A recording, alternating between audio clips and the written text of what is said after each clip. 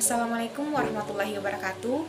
Perkenalkan, nama saya Sarwina, NIM 21123070. Saya berasal dari kelas A Interaksi Manusia dan Komputer yang diampu oleh Ibu Mardiawati, SPD, MPD. Di sini saya akan menjelaskan mengenai aspek-aspek apa saja yang harus kita perhatikan dalam ergonomi antarmuka atau GUI. Itu ada konsistensi, dimana konsistensi itu mengacu pada konsistensi dalam desain antarmuka, penggunaan dan pengalaman pengguna secara keseluruhan. Hal ini mencangkup penggunaan elemen-elemen desain yang konsisten di seluruh sistem, sehingga pengguna dapat dengan mudah memahami dan berinteraksi dengan antarmuka. Adapun contoh konsistensi dalam aspek ergonomi yaitu konsistensi visual. Nah, di mana konsistensi visual itu yaitu desain antarmuka harus konsisten dalam penggunaan elemen visual seperti ikon, warna, dan tata letak. Misalnya, penggunaan ikon dengan makna yang konsisten di seluruh sistem, penggunaan warna yang seragam untuk menunjukkan. Kemudian adapun contoh dari konsistensi yang kedua yaitu konsistensi navigasi antarmuka. Pengguna harus konsisten di seluruh sistem. Pengguna harus dapat dengan mudah memahami dan menggunakan elemen navigasi seperti menu, tali, atau tautan untuk perpindahan antar halaman atau fitur. Misalnya menyimpan pola navigasi sama di semua halaman atau menempatkan tombol kembali di lokasi yang konsisten. Kemudian yang ketiga, konsistensi terminologi. Penggunaan terminologi dan istilah yang konsisten di antarmuka. Penggunaan sangat konsisten di antarmuka sangat penting. Hal ini membantu pengguna memahami dan mengenali fungsi dan makna dari elemen-elemen antarmuka. Kemudian yang keempat yaitu konsistensi respon dan umpan balik, di mana sistem harus memberikan respon dan umpan balik yang konsisten terhadap tindakan pengguna. Kemudian yang kelima, konsistensi konvensi desain, yaitu mengikuti konvensi desain yang telah akrab bagi pengguna, juga merupakan bagian penting dari konsistensi ergonomi. Misalnya, mengikuti pola desain umum seperti menempatkan logo di pojok kiri atas atau menggunakan ikon keranjang belanja untuk menunjukkan keranjang belanja pada situs e-commerce. Dengan menerapkan konsistensi dalam desain antarmuka, pengguna akan lebih mudah beradaptasi dengan sistem, mengurangi kebingungan dan meningkatkan efisiensi serta kepuasan pengguna dalam menggunakan aplikasi atau perangkat lunak. Kemudian yang kedua adalah simplicity dalam aspek ergonomi, mengacu pada prinsip desain yang menekankan pada kesederhanaan dan keterbacaan antarmuka pengguna. Tujuan utama adalah untuk memudahkan pengguna dalam memahami dan menggunakan sistem dengan sedikit usaha atau kesalahan. Nah, berikut ini adalah beberapa contoh. Yang pertama itu tata letak yang sederhana, menggunakan tata letak yang sederhana dan terstruktur dengan penggunaan elemen visual yang minimal. Kemudian yang kedua, pengurangan kebisingan visual dengan menghindari kelebihan elemen visual dapat mengganggu atau membingungkan pengguna. Ini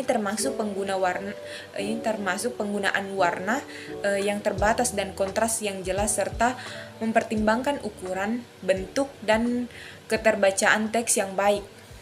Kemudian yang ketiga, minimalkan langkah dan interaksi. Minimalkan jumlah langkah dan interaksi yang diperlukan untuk menyelesaikan tugas. Desain antarmuka harus memungkinkan pengguna mencapai tujuan mereka dengan sedikit klik perpindahan halaman yang diperlukan. Kemudian yang keempat yaitu penggunaan ikon dan simbol yang jelas. Menggunakan ikon dan simbol yang mudah dipahami dan memiliki makna yang jelas bagi pengguna. Yang kelima, keterbacaan dan pembacaan yang mudah.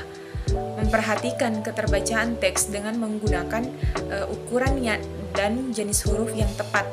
Menempatkan dengan kontras yang baik terhadap latar belakangnya, serta mempertimbangkan pencahayaan yang memadai. Kemudian yang keenam, yaitu penyederhanaan fungsi dan fitur, menghindari kelebihan fungsi atau fitur yang tidak relevan atau membingungkan. Dengan menerapkan prinsip simplicity dalam desain antarmuka pengguna, penggunaan akan lebih mudah beradaptasi dengan sistem, mengurangi kesalahan penggunaan, dan meningkatkan kepuasan pengguna dalam menggunakan aplikasi atau perangkat lunak. Kemudian, yang ketiga, human memory limitation, yang mengacu pada keterbatasan daya ingat manusia dalam mengingat dan memproses informasi. Manusia memiliki kapasitas terbatas dalam menyimpan informasi jangka pendek, memori kerja, dan memindahkannya ke memori jangka panjang. Dalam aspek ergonomi, perhatian harus diberikan untuk meminimalkan beban kognitif pengguna dan memfasilitasi pengingatan yang detektif. Adapun contohnya, yang pertama itu pengurangan beban memori. Desain antarmuka penggunaan harus mengurangi beban memori kerja pengguna. Ini dapat dicapai dengan menyediakan petunjuk visual yang jelas dan mengurangi kebutuhan pengguna untuk mengingat informasi spesifik, misalnya dengan menyediakan paduan langkah demi langkah dan jelas, mengingatkan pengguna tentang tindakan yang belum selesai atau menyimpan preferensi pengguna untuk penggunaan berikutnya. Dengan memperhatikan keterbatasan daya ingat manusia dalam desain antarmuka pengguna akan lebih mampu mengingat informasi yang penting, mengurangi kesalahan, dan meningkatkan penggunaan yang efektif dan dari sistem. Kemudian yang keempat, yaitu cognitive directness. Dalam prinsip desain dalam aspek ergonomi yang mengacu pada kemudahan pengguna dalam memahami dan menafsirkan informasi yang disajikan dalam antarmuka pengguna. Prinsip ini bertujuan untuk mengurangi kerumitan kognitif dan meningkatkan efisiensi pengguna dalam berinteraksi dengan sistem. Adapun contohnya itu misalnya yaitu label yang jelas, yaitu menggunakan label yang jelas dan deskriptif untuk tombol, icon, dan elemen antarmuka lainnya. Label tersebut harus mudah dipahami oleh pengguna dan memberikan petunjuk yang langsung tentang fungsi atau tindakan yang akan dilakukan, dengan menghindari penggunaan label yang ambigu atau memerlukan interpretasi tambahan. Contoh, menggunakan label kirim untuk tombol yang digunakan untuk mengirim pesan atau formulir. Yang kelima, yaitu feedback. Feedback dalam konteks ergonomi mengacu pada umpan balik yang diberikan kepada pengguna sebagai respon terhadap tindakan atau interaksi mereka dengan sistem. Feedback yang efektif kemungkinan pengguna untuk memahami apa yang terjadi dalam sistem dan membantu mereka dalam mengarahkan tindakan mereka secara tepat. Adapun contohnya, umpan balik visual. Penggunaan elemen visual seperti pesan, icon, animasi, atau perubahan visual pada antarmuka untuk memberikan umpan balik kepada pengguna dapat mencakup informasi keberhasilan tindakan, peringatan tentang kesalahan, atau indikator status pemrosesan. Contohnya itu ketika kita mengubah warna tombol setelah diklik untuk mengindikasikan bahwa tindakan sedang diproses. Kemudian ada umpan balik teks, yaitu menggunakan pesan teks yang jelas dan deskriptif untuk memberikan umpan balik langsung kepada pengguna. Pesan tersebut dapat menginformasikan hasil tindakan, memberikan instruksi lanjutan, atau memberikan penjelasan tentang kesalahan yang terjadi. Misalnya menampilkan pesan, akun berhasil dibuat, setelah proses pendaftaran akun selesai.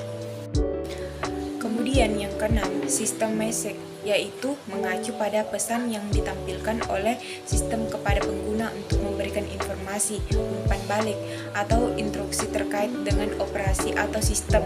Pesan ini biasanya bersifat informatif dan memberikan pemahaman yang lebih baik tentang apa yang terjadi di dalam sistem. Nah, contohnya, pesan konfirmasi. Pesan ini memberitahu pengguna bahwa tindakan mereka berhasil dilakukan dengan sukses. Pesan ini memberikan umpan balik positif kepada pengguna dan memberikan keyakinan bahwa tindakan mereka telah berhasil. Contohnya, data Anda berhasil disimpan. Adapun yang kedua, misalnya pesan error.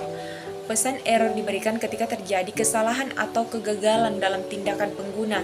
Pesan ini memberikan informasi tentang kesalahan yang terjadi dan kemungkinan kesalahan yang terjadi, memberikan saran atau petunjuk untuk memperbaikinya.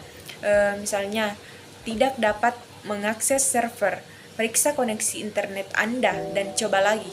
Kemudian yang ketujuh, anthropomorphization adalah proses memberikan atribut manusia pada objek non-manusia atau makhluk hidup lainnya.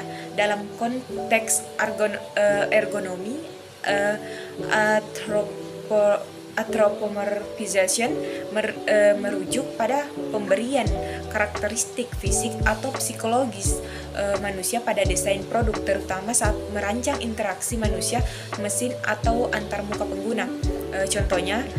Contohnya anthropomorphization dalam aspek ekonomi atau interaksi manusia dalam komputer meliputi suara, menggunakan suara manusia atau suara yang menyerupai suara manusia untuk memberikan umpan balik atau instruksi dalam sistem komputer.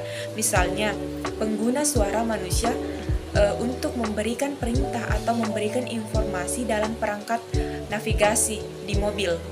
Kemudian yang contoh kedua yaitu dalam bentuk wajah, menambahkan elemen wajah pada antarmuka pengguna seperti ekspresi wajah untuk menggambarkan emosi atau memperkuat respon visual. Misalnya, emoticon yang digunakan dalam pesan teks atau ikon wajah pada layar sentuh yang menampilkan ekspresi senang, sedih, ataupun marah. Kemudian yang kedelapan yaitu modality dalam konteks ergonomi, yaitu merujuk pada cara komunikasi dan interaksi antar manusia dan sistem komputer dilakukan.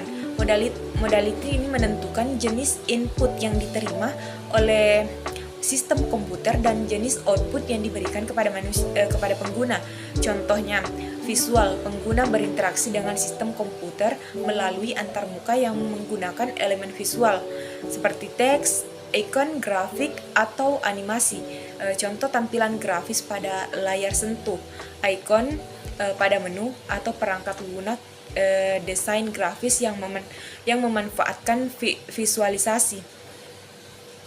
Atau misalnya auditory, pengguna berinteraksi dengan sistem komputer melalui suara atau audio. Contohnya, pengguna memberikan perintah suara untuk sistem virtual seperti perintah suara untuk Siri atau Alexa, atau menerima umpan balik audio sebagai respon dari sistem seperti suara navigasi atau dalam mobil. Dan yang kesembilan yaitu attention dalam konteks ergonomi, yaitu merujuk pada fokus dan konsentrasi pengguna pada tugas yang sedang dilakukan. Hal ini berkaitan dengan bagaimana pengguna memperhatikan, mengarahkan dan mempertahankan perhatian mereka terhadap informasi yang relevan dalam interaksi dengan sistem komputer. Contohnya, visual attention, perhatian pengguna terhadap elemen visual antarmuka pengguna. Desain yang mempertimbangkan prinsip tata letak, kontras, dan pembeda visual yang jelas, dan membantu pengguna memperhatikan informasi yang penting dan meminimalkan pengguna visual yang baik yang tidak baik relevan. Contohnya, menggunakan warna yang kontras untuk menyoroti elemen penting atau mengatur informasi dalam hierarki visual yang jelas. Kemudian auditory attention. Contohnya itu memberikan menggunakan suara yang menarik perhatian pengguna ketika ada pesan penting atau memberikan umpan balik yang jelas melalui suara. Yang kesembilan, display issues. Dalam konteks ergonomi mengacu pada masalah yang muncul dalam hal tampilan visual pada antarmuka pengguna atau layar komputer yang dapat mempengaruhi kenyamanan, keterbacaan, dan detektivitas penggunaan. Adapun contohnya yaitu resolusi yang rendah. Ketika tampilan memiliki resolusi yang rendah, yaitu kurangnya jumlah pixel yang digunakan untuk menampilkan informasi pada layar, dapat menyebabkan teks gambar terlihat buram atau kurang jelas. Ini dapat menyulitkan pengguna untuk membaca atau memahami informasi yang ditampilkan dengan jelas. Kemudian yang ke-11 yaitu individual difference. Dalam konteks ergonomi ini merujuk pada perbedaan yang ada di antara pengguna dalam hal karakteristik fisik, psikologis, dan perilaku. Ini mencakup variasi dalam kemampuan sensorik, preferensi, gaya belajar, tingkat pengalaman, dan faktor-faktor lain yang mempengaruhi cara pengguna berinteraksi dengan sistem komputer. Contohnya, perbedaan dalam kemampuan fisik. Pengguna dapat memiliki perbedaan dalam kemampuan fisik seperti tingkat penglihatan, pendengaran, atau kemampuan motorik. Misalnya, beberapa pengguna mungkin memiliki penglihatan yang lebih buruk atau memiliki keterbatasan fisik yang mempengaruhi kemampuan mereka untuk berinteraksi dengan antarmuka pengguna secara tradisional. Dalam hal ini, perlu dipertimbangkan desain yang mendukung aksesibilitas seperti pilihan ukuran font yang dapat disesuaikan atau penggunaan bantuan aksesibilitas seperti pembaca layar. Itulah tadi yang bisa saya jelaskan mengenai aspek-aspek yang harus diperhatikan dalam ergonomi antarmuka atau GUI. Assalamualaikum warahmatullahi wabarakatuh.